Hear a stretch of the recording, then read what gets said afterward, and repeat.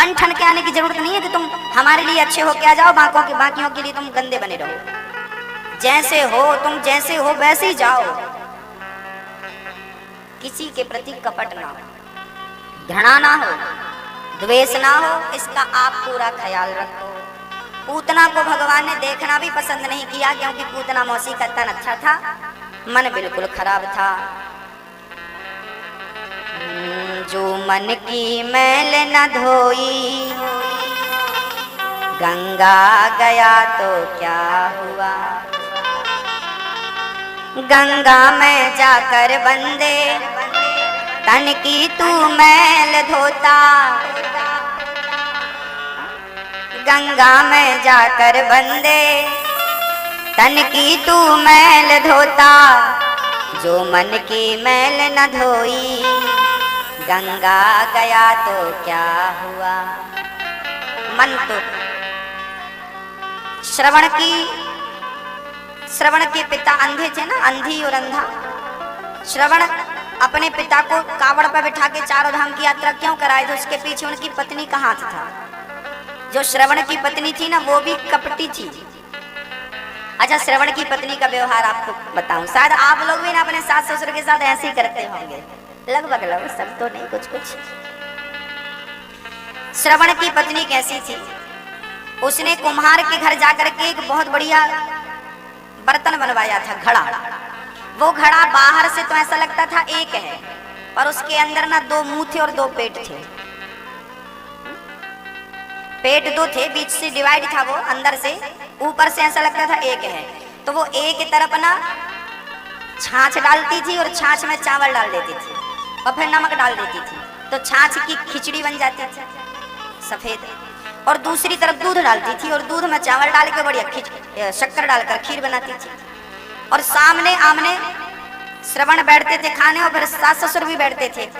तो देखो दोनों का रंग एक था, पर दोनों का स्वाद, एक खट्टी थी एक मीठी थी, एक खीर थी एक खिचड़ी थी, महेरी। तो वो परोसती थी, ससुर को परोसती थी खट्टी वाली और पति को परोसती थी मीठी वाली। और दोनों एक ही चूल्हे पे बनता था, एक ही पात्र में बनता था, और वो परोसती थी। एक दिन क्या हुआ, ऐसा करते वर्षों बीत गए। एक दिन श्रवण ने देखा कि पिता खा नहीं पा रहे हैं, उनका गरम ज्यादा है, गरम गरम है। तो श्रवण ने कहा, पिताजी ये मेरी थाली आप ले लो और आपकी मैं। तो पिता की थाली आज श्रवण ने खुद ले ली और अपनी थाली पिता को पकड़ाई। और जब पिता ने खाई तो पिता बोले, बेटा आज घर में कोई प्रोग्राम है क्या, कोई फंक्शन है क्या। नहीं पिताजी, क्यों। बोले आज खीर बनी। श्रवण बोले, पिताजी खीर तो लगभग रोज ही बन रही है, शायद कभी कभी नहीं बनती, बस बाकी तो रोज बनती खीर। नहीं बेटा, मैं तो बरसों से खिचड़ी खा रहा हूँ, खट्टी वाली। अब श्रवण ने वो थाली जो पिता की थी उसको खाया, और जब खाया तो देखा कि ये तो पूरी खट्टी है, ये तो छाछ की है, मही की है, मट्ठे की है, और ये तो दिखना दोनों एक जैसा, स्वाद अलग। श्रवण गए अंदर, देखा पत्नी को, उस पात्र को देखा, और जब अंदर झांक कर देखा तो उसके अंदर दो पेट थे। एक तरफ वो पकती थी, एक तरफ, एक ही चूल्हे पर एक ही बर्तन पर दो चीजें पकाती थी। अब देखो पत्नी, सास ससुर और पति के बीच में कितना बड़ा कपट रखा कि उसने एक पात्र तक नया बनवा लिया अपने ढंग से। ये कपट है। श्रवण ने उस दिन से कहा कि तुम्हारे भरोसे मैं माँ बाप की सेवा नहीं छोड़ सकता, अब करूंगा तो मैं ही करूंगा। उस दिन से पत्नी को त्याग कर कि जो मेरे माँ बाप की ना हो सकी वो मेरी बन भी जाएगी तो मैं तेरा क्या करूंगा। जिस माँ बाप ने मुझे जन्म दिया, जिस माँ बाप का ऋण मैं कभी चुका नहीं सकता, जब तू उन माँ बाप की मेरी बनकर सेवा ना कर पाई तो मैं क्या करूं। श्रवण ने अपने माँ बाप को लिए और चारों धाम की यात्रा कराई, खुद बनाते थे, खुद खिलाते थे, और जो बच जाए तो खा लेते थे माता पिता के बाद। ऐसे महान श्रवण माता पिता के परम भक्त बने। कपट जब तक समाप्त नहीं होगा तब तक हृदय शुद्ध होने का कोई गुंजाइश ही नहीं। तो पूतना भगवान को उठाती है, स्तनपान कराती है। भगवान ने दूध पीना शुरू कर दिया। पूतना जी के मौसी जी के स्तनों में दूध था, पहले तो दूध पिया, फिर जहर था जहर पिया, अब दूध फिनिश जहर फिनिश। भगवान को लगा पकड़े हैं तो तार ही दें, तो पूतना को कस के पकड़ लिया और पूतना के प्राण पीने लगे। पूतना चिल्लाने लगी, बालक छोड़ छोड़। भगवान बोले, मौसी जी गलत बात, हमने तो जल्दी से पकड़ा नहीं, हम जल्दी से पकड़ते नहीं, और पकड़ते हैं तो फिर कभी छोड़ते नहीं है। यहाँ पकड़ने की व्यवस्था है, छोड़ने की नहीं। इसलिए मेरा कन्हैया ना टेढ़ा है, पाँव टेढ़े, गर्दन टेढ़ी, कमर टेढ़ी। हाँ, सीधी चीज अंदर चली जाए तो वापस आ जाएगी, पर टेढ़ी जाए तो फंस जाए। तो भगवान टेढ़े हैं। एक तो टेढ़ा सा कन्हैया जल्दी से हृदय में घुसता नहीं है, और एक बार यदि ये मन के मंदिर में जाकर बैठ गया तो तुम जान लगा दो, ये निकलता नहीं कभी। एक बार चला जाए यदि हृदय में तो फिर निकलता नहीं। इसलिए तो टेढ़ा है, टेढ़े टांग वाले तेरे महिमा निराली। पूतना मौसी भागी, पूतना के प्राणों का पान किया भगवान ने, पूतना धम्म से नीचे गिरी। पूतना का हाथ जाकर के यमुना के उस पार गिरा। नंद बाबा लौट रहे थे, वसुदेव जी ने कहा जल्दी जाओ, खतरा बहुत है। अब पूतना मौसी का हाथ था, नंद बाबा भोले भाले उस हाथ कोई पुल समझ गए, ये पुल है, किसी ने बना दिया। और पुल हाथ कोई समझ के पार भय, छकड़े वकड़े लेके। बाद में पता चले तो मौसी जी सो रही। इतनी भयंकर थी पूतना, पूतना इतनी बड़ी भयंकर थी। कहते हैं पूतना का कान गिरा, कानपुर में तो नाम पड़ गया कानपुर। हाथ गिरा, हाथरस में तो नाम पड़ गया हाथरस। नहीं, ऐसा गिरा नहीं था, ऐसा लोग विनोद में कहते हैं। तो फिर नागगिरी होगी नागपुर में।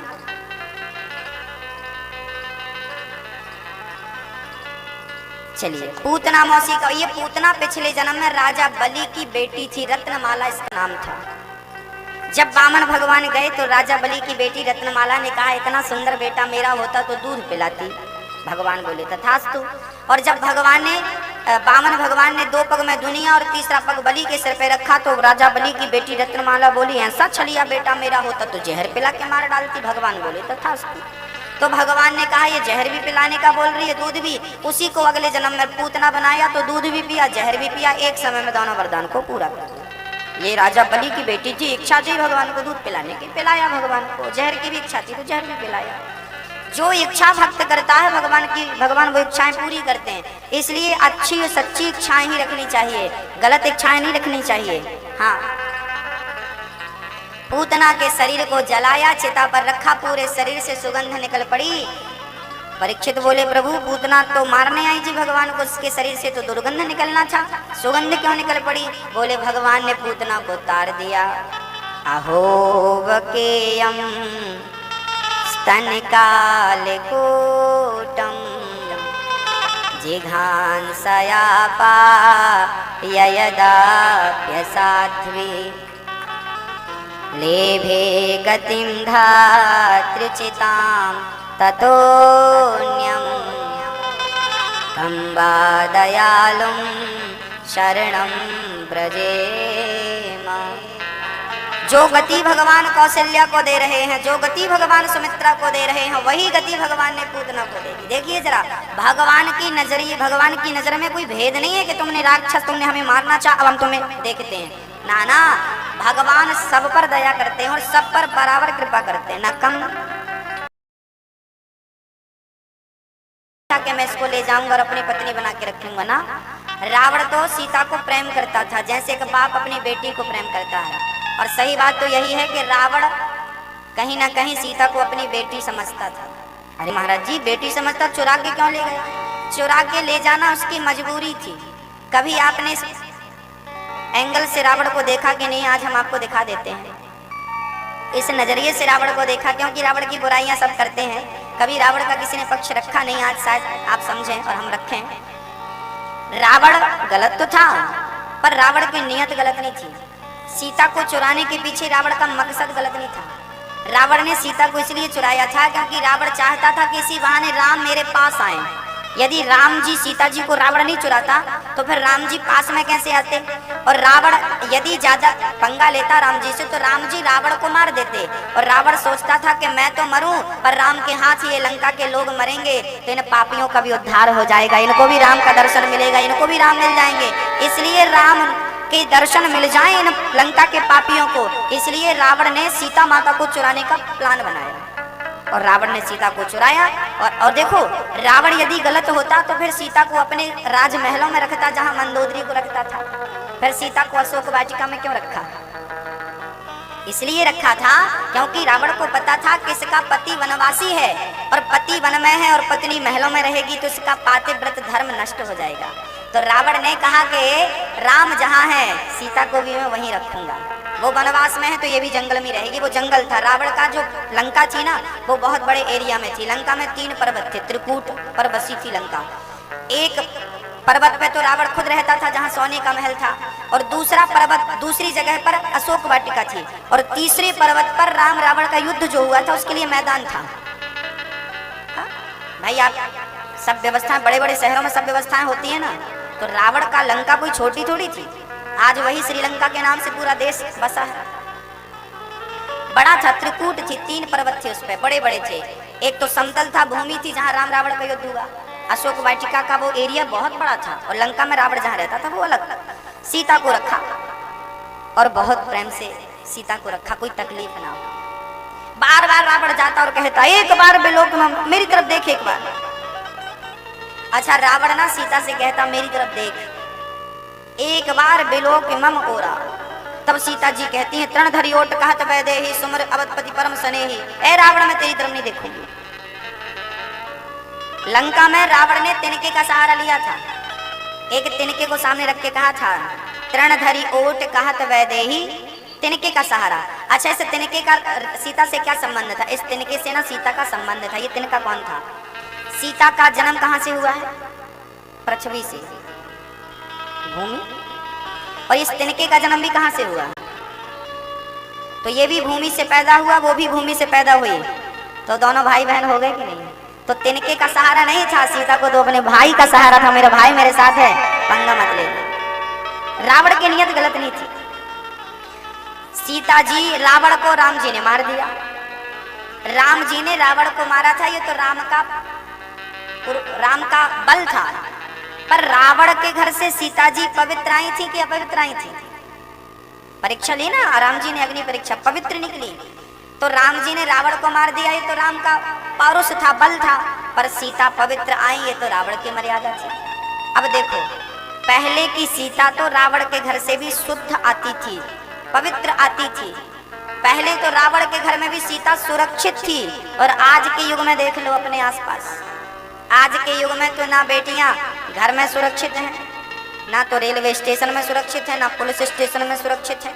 और की क्या कहें, आज की सीता तो अपनी माँ के पेट में भी सुरक्षित नहीं है, माँ उसको निकाल फेंकती है। पहले की सीता तो फिर भी रावण के घर सुरक्षित थी, आज तो आपकी सीता आपके पेट में सुरक्षित नहीं है। सास ससुर कहते हैं, पति कहता फेंको इसको। तो बताओ तब का रावण खतरनाक था कि आज ये रावण खतरनाक था? कहो। 11.5 महीने रही सीता जी लंका में। सीता के चरित्र पर दाग नहीं लगा। आज कोई पुरुष इतना बलवान कोई स्त्री को ले जाए, क्या उसके चरित्र को पवित्र छोड़ेगा? पहले तो ये सोचने की बात है।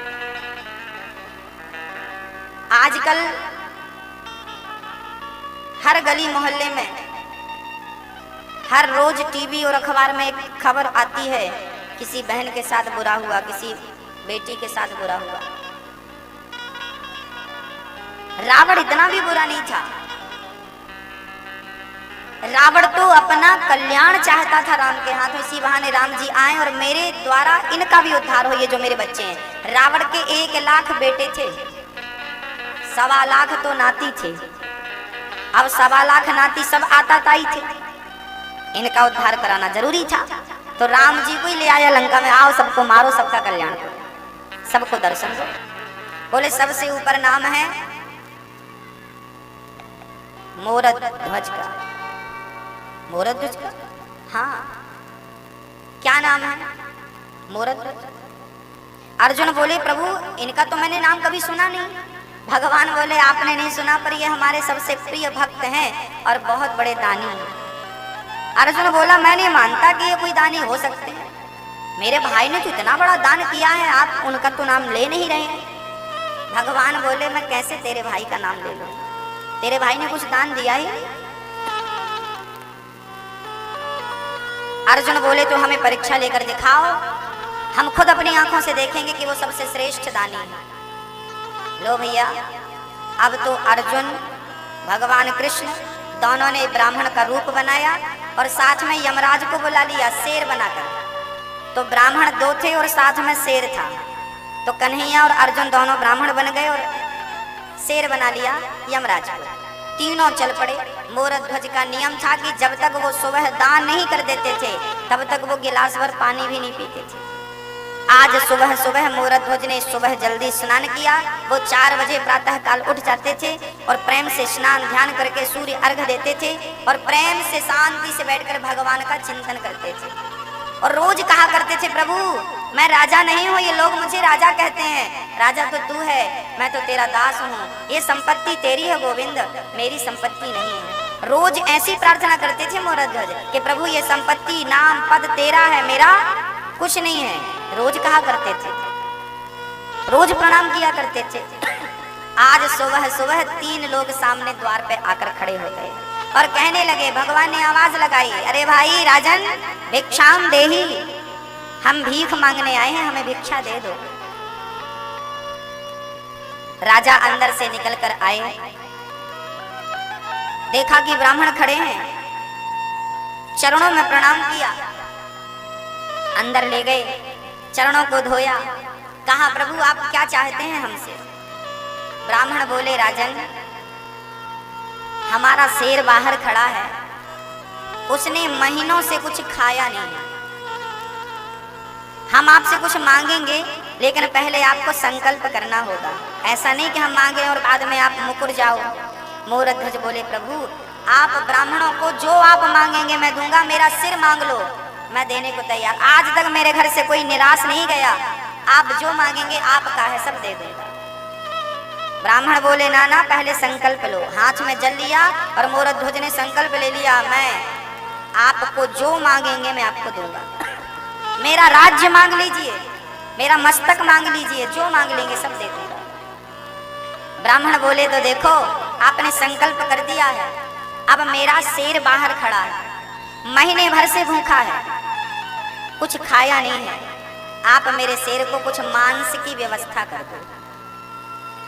मोरध्वज बोले, बिल्कुल मैं अभी आपके शेर का पेट भरता हूँ, कहाँ से लाओगे मांस। मोरध्वज बोले, मैं किसी को मार कर नहीं ला सकता, एक काम करता हूँ, मैं अपना मांस ही आपके शेर को खिलाऊंगा। ब्राह्मण बोले, आपका मांस हमारा शेर नहीं खाएगा क्योंकि उसके दांत टूट गए हैं, बूढ़ा हो चुका है, आपका मांस जरा कठोर है, हमने सुना है आपका बेटा है। हाँ हाँ, उस समय ताम्रध्वज केवल 6 वर्ष का था और बड़ी मन्नतें मांगने के बाद पैदा हुआ था। ब्राह्मणों ने कहा कि ये जो तुम्हारा बालक है ना, ये बच्चों का मांस बड़ा कोमल होता है, तो तुम अपना बच्चा लाओ और बच्चे को, हमारा शेर जो है ना वो मांस फाड़ नहीं सकता, तोड़ नहीं सकता, तो आपको आपके बच्चे को ना बीच से फाड़ना पड़ेगा और फिर टुकड़े टुकड़े करके आपको ही शेर का पेट भरना पड़ेगा। मोरध्वज तो दंग रह गए। दुख इस बात का नहीं था कि मेरे बच्चे का मांस मांग रहे हैं, दुख तो इस बात का था कि मैं बच्चे की मर्जी के बिना यदि उसे जबरदस्ती मार डालूं तो भी तो पाप लगेगा ना, बाल हत्या लगेगी। अभी पिता ने संकल्प किया ही था कि बालक सुन रहा था, पास में खड़ा होकर कहीं से छिपकर दौड़ा दौड़ा आ गया और देखो 6 साल का बालक, भारत के बच्चे कैसे हुआ करते थे एक झलक देख लो। उस बालक ने कहा, पिताजी इतना सोचना क्या, अरे मैं खड़ा हूँ, आप यही सोच रहे हैं ना कि मेरी इच्छा है या नहीं, मैं मना करूंगा तो क्या होगा। पिताजी, जो बेटा होता है वो पिता की इच्छाएं पूरी करने के लिए ही, उनका संकल्प, उनकी प्रतिज्ञाएं पूरी करने के लिए ही होता है। वो पुत्र कैसा जो पिता की इच्छाएं पूरी ना करे। पिताजी, मैं आपके वचन को मिथ्या नहीं होने दूंगा, मैं आपके संकल्प को टूटने नहीं दूंगा। खड़ा हो गया बालक। ब्राह्मणों ने कहा, आरा लाओ और राजन अपनी पत्नी को बुलाओ, आप दोनों ही इस बच्चे को आरे से चीरो। जब रानी ने सुना कि घर पे ब्राह्मण आए हैं और वो मेरे बच्चे का मांस मांग रहे हैं अपने शेर के लिए, और वो भी चीरना हमें ही है, रानी की आंखों में आंसू आ गए, रोने लगी। महाराज, ये कैसा वचन दे दिया आपने, कैसा संकल्प कर दिया। ब्राह्मण बोले देखो राजन, हमने पहले बोला था कि आप दे ना पाओगे, आपकी पत्नी मना कर रही है, अब हम जा रहे हैं, हमें नहीं चाहिए आपका ये संकल्प, जा रहे हैं हम। चरणों में गिर पड़े मोरध्वज, महाराज मैंने संकल्प कर दिया है आपको देने का, अब मैं देकर ही रहूंगा, थोड़ा सा रुक जाइए। राजा ने रानी को समझाया, रानी समझ गई। ब्राह्मणों ने कहा सुनो, अब आप रोएंगे नहीं, यदि आंखों में एक बूंद भी आंसू आया तो हम यहाँ से चले जाएंगे।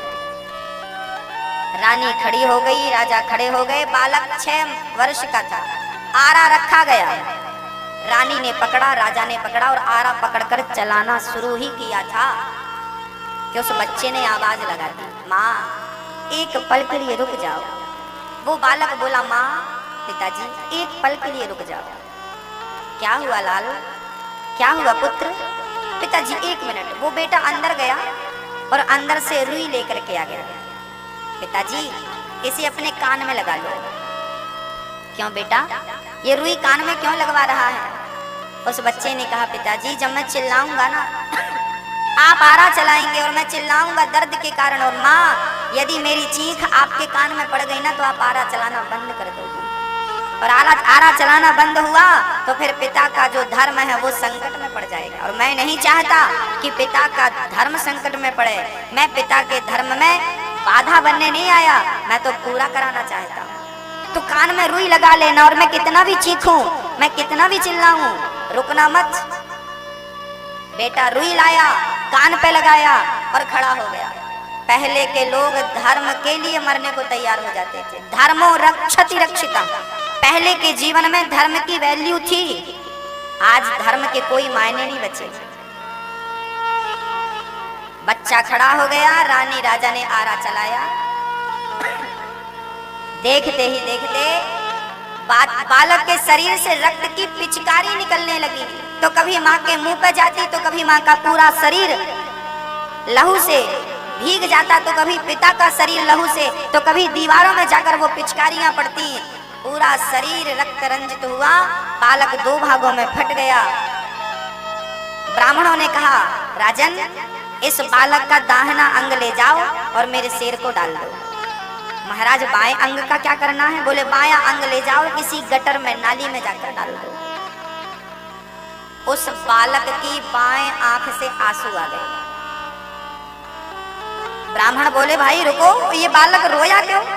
इसके तो ये मर चुका है, इसकी आंखों में आंसू क्यों आया? तो रानी कहने लगी, महाराज ये बालक इसलिए रो रहा है कि इसका दाहिना भाग तो दायां अंग तो आपके काम आ गया, पर इसका बायां अंग आपके कोई काम नहीं आ सका। इस दर्द के कारण, इस पीड़ा के कारण इसकी आंखों में आंसू आ गए। चलो ठीक है, शेर को मांस डाला, शेर ने चुपचाप वो मांस जल्दी से खा लिया। अब ब्राह्मण बोले, राजन अब हमें भूख लग गई है, अब आप जल्दी से हमें भोजन कराओ। रानी राजा ने वैसी ही हालत में, अब सोचिए वो माँ बाप की क्या खड़े होने की भी स्थिति रही होगी, जिसने अपने बच्चों, पहली बात तो कोई बालक अपने माँ बाप के सिर पे आरा चला नहीं सकता, लेकिन धर्म की रक्षा के लिए वचन मिथ्या ना हो जाए इसलिए आरा चलाना पड़ा। तो चलाने से हिचकिचाए नहीं, चलाया, प्राण जाए पर वचन न जाए। धर्म की रक्षा परम धर्म है। ब्राह्मण राजा रानी ने दोनों ने मिलकर भोजन बनाया, 2 थाली लगाई ब्राह्मणों के लिए। अर्जुन और कृष्ण ही तो थे ब्राह्मण के रूप में, परोसा। अब भगवान कहने लगे, राजन हम आपके घर भोजन नहीं कर सकते। जब थाली सामने आ गई तब अब हम आपके घर भोजन नहीं कर सकते। क्यों? बोले आपने अभी अभी हमारी आंखों के सामने अपने बच्चे को मारा है, तुम हत्यारे हो और हत्यारों के हाथ का हम भोजन नहीं करते। ब्राह्मण जाने लगे, मोरध्वज चरणों में गिर पड़े, महाराज मेरे घर से ब्राह्मण भूखा चला जाएगा, मेरा सारा बलिदान, मेरा धर्म नष्ट हो जाएगा। महाराज मेरे घर से ब्राह्मण आज तक भूखा नहीं गया, आज चला जाएगा तो पाप लग जाएगा। नहीं, तू हत्यारा है। महाराज मैंने हत्या नहीं की, आपने कहा था इसलिए तो मारा। ना ना, हम वो कुछ नहीं जानते, तुमने हत्या करी है अपने बच्चे की और तुम हत्यारे हो।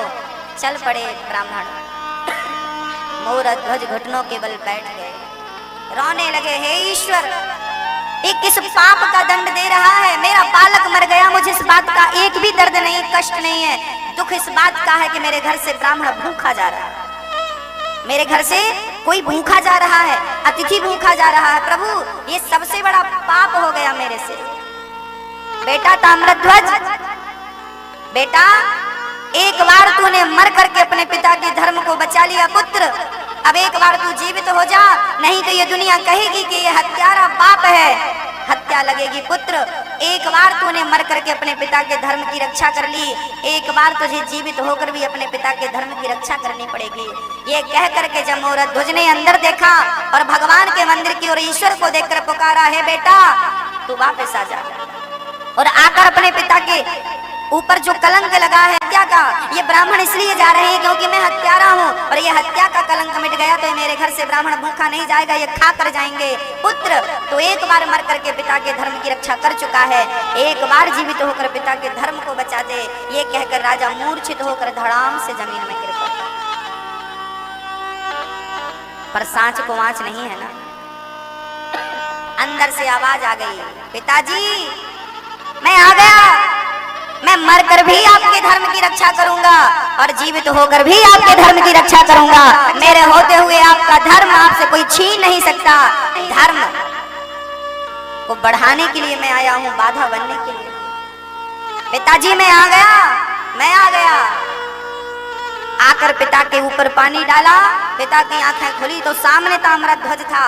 पिता उठकर हृदय से लगाए और भगवान को धन्यवाद दिए, प्रभु आपका लाख लाख शुक्रिया, लाख लाख धन्यवाद जो मेरे पुत्र को वापस किया। तभी ब्राह्मणों को लेने बाहर गए तो जैसे ही अपने आप को घुमाया ब्राह्मणों की ओर ले जाने लगे, तभी वहां कोई ब्राह्मण नहीं थे, वहां कोई शेर नहीं था, वहां तो स्वयं भगवान शंख चक्र गदा पद्म लेकर के चतुर्भुज रूप में खड़े थे।